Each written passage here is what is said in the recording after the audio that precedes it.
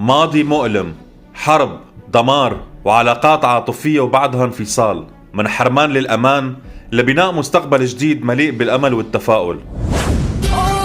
يا داري يا داري يا داري بالصبر شعلاني النار.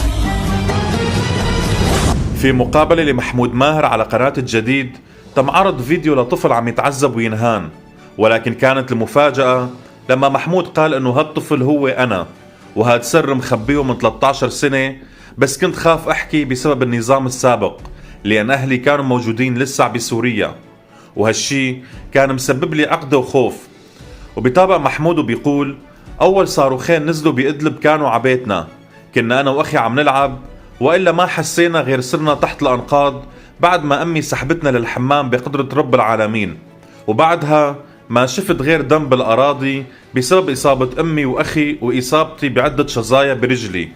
وللأسف اضطر محمود يعمل عملية بدون تخدير بسبب إغلاق مدينة إدلب، وأدى الانفجار أيضا لوفاة أحد أقرباء أبوه.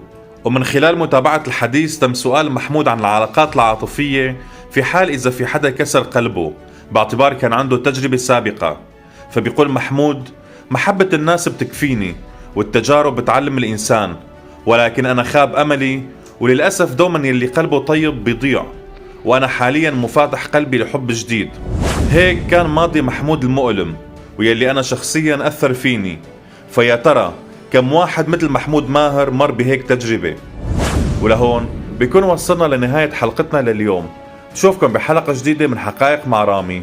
سلام.